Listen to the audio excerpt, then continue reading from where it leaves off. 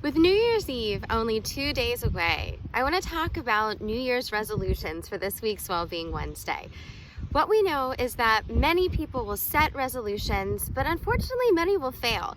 Some research shows that only 10% are still keeping up with their resolutions by February. Now, of those that do keep them throughout the year, research also shows that over 50% say that they found them really useful. So let's talk about how that can be helpful and what that can do for our well-being. What we do know is that when resolutions don't work, typically it's because they were too vague. We said, oh, I want to lose weight or I want to exercise more, instead of setting a measurable goal. Set that goal of I want to lose 5 pounds or I want to train for a 5K. When we have something that is measurable and specific, it makes it a lot easier to obtain it. We also know that many times resolutions can be very negative. It can be, oh, I want to stop doing this thing. So just like when we say, okay, don't think about X, Y, and Z, it makes it much harder not to think about those things.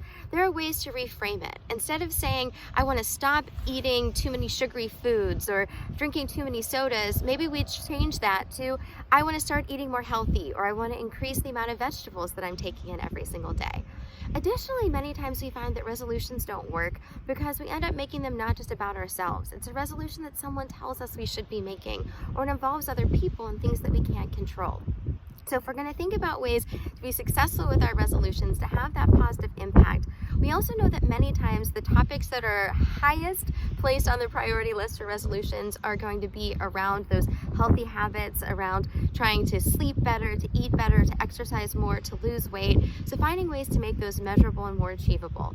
Additionally, taking some of the pressure off ourselves, recognizing that we may not always do everything perfectly, but that doesn't mean that we can't get up the next day and try to adjust that as well.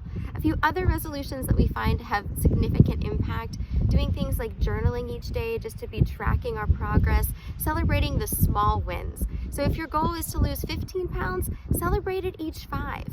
Also, if we want to get into those habits, we know that creating habits can help us to achieve those goals. Setting little things to trigger us to achieve it each day. Maybe it's going to be setting your sneakers by the door or by your bed, so when you wake up in the morning you see them and you're reminded to have that exercise. And it's okay to reward yourself throughout the time. So maybe the goal is that if you do achieve that exercise and you go for that run, that you can have that piece of chocolate, or that you can have that coffee at the end of the exercise to celebrate the wins along the way. Have a wonderful new year and be well.